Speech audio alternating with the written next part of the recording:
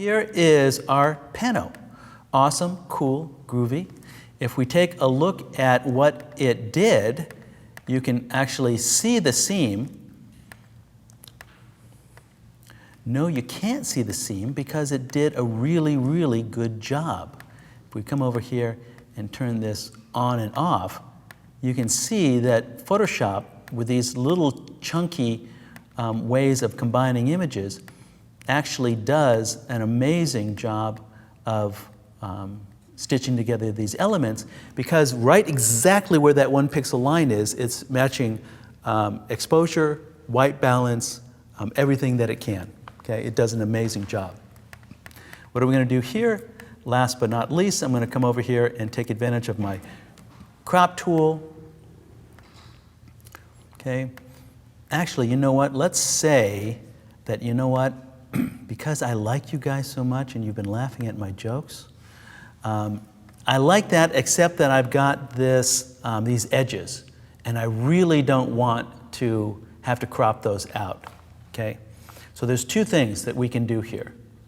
One, I'm just going to go ahead and do that crop, and I'm not going to delete those cropped pixels. So there's two things that I can do. First off, I don't need these separate layers. There's no benefit to having those. I can do Command E and bring those down. It's not like you're going to paint out of those masks. Sometimes if there's a moving car, you could use them, but because that hard edge is where it messes the color and white balance and all that stuff, you remove the edge and you're going to start seeing the difference in color and tone. But there's a couple things I can do in this file, and I'm going to duplicate that layer, Command or Control J. And right now what I'm going to do is one way how to fix that problem, and that is do a Command or Control T for free transform. And what that's going to bring up is the box where you normally would scale, and I could say, well, I could scale that up, but that's the same issue. I'm getting rid of the edges of the file, but I'm not going to do that. Actually, it looks like I may want to rotate it a little bit, so while I'm here, I'll rotate it. Why not? But I'm going to go up to this little icon right here, Image Warp. Image Warp is awesome, cool, groovy, bitchin'. And it's going to bring up and put this photograph inside of an envelope based upon these spline-based curves on here, which means I can simply come over here and lengthen these different elements. And you can say, well, dude, you're distorting it. It actually does an amazing job of distorting it, and it really does a great job of doing so without any, significant parameter. Now, it's up to you how far you take it and whether you can get rid of an entire fix on it. And you can actually click right within the scene if I want to, emphasize that I can actually do all sorts of fun stuff. Image Warp, been around for 100 years. It's a great way how to do it.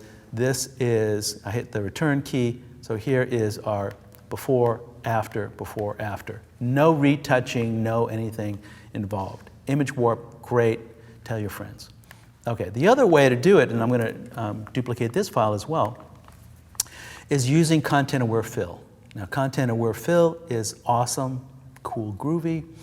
I'm going to write an action for this because I like you guys, like I said, so much. We're going to come up here and, actually, I've already got a CreativeLive. So we've got a CreativeLive here. And look, I've already got a Content-Aware Fill edge extension from another class I've taught here. It's like I've been here before. And, but we could recreate it. Actually, I'll just do it and I'll show you the action afterward because it's going to be exactly what I'm going to do. Is I want to load in these holes as a selection. And the easy way to do that is if you Command-click on the Mac or Control-click on the PC on any layer, it automatically loads it as a selection. With a type, a mask, a layer. If there's transparency on it, it loads it. So Command-click on a layer, thumbnail, or a mask thumbnail, loads it as a selection. Cool. Sugoi desu ne. We should start speaking Japanese. The equivalent of bitchin' in Japanese is sugoi. Okay, I digress. So I've now selected my image, but I want to select those holes because I want to actually ask Photoshop to fill it for me. So I'm going to go under the Select menu, since I have a selection, and inverse it. Now I've got the holes. So far, so good. I can't fill them right now because they are just the hole, and it won't know what to fill it with. So I need to expand that selection just enough to get some information for Photoshop to work with. So I'm again going to go Select, Modify, and Expand. I'm going to put in between 20 and 40 pixels is certainly typically enough. So I've got that. So now if I come up here and fill, I've told it, I want you to fill these holes, and I want you to fill the holes based upon this information I'm giving you, which is this overlap. And to do that, I'm going to go Edit, Fill, or Shift Delete, and I'm going to say Content Aware. And I say OK.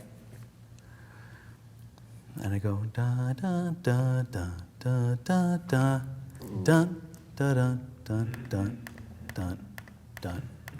Okay? And you may have to do it a couple times, but it is, if we back up in time, you can see what it did. And let's come over here to our corners. Okay? Pretty good. I may have to manually, you have the patch tool and the healing brush. That one didn't do as good of a job. Again, you can do that same sort of thing here. I'm going to come over here and do with just the regular lasso. Shift Delete brings up your fill dialog box, and you can try it again. So you can fine tune these you want. You have other retouching tools, but that is Content Aware Fill, and that action basically does that same thing. If we walk back through that and deselect it, that action is basically you hit record, and there is your set selection inverse, expand by 40, fill, set selection, which is deselect. And so that's the sort of thing where you should be writing actions so you never ever have to do that again manually.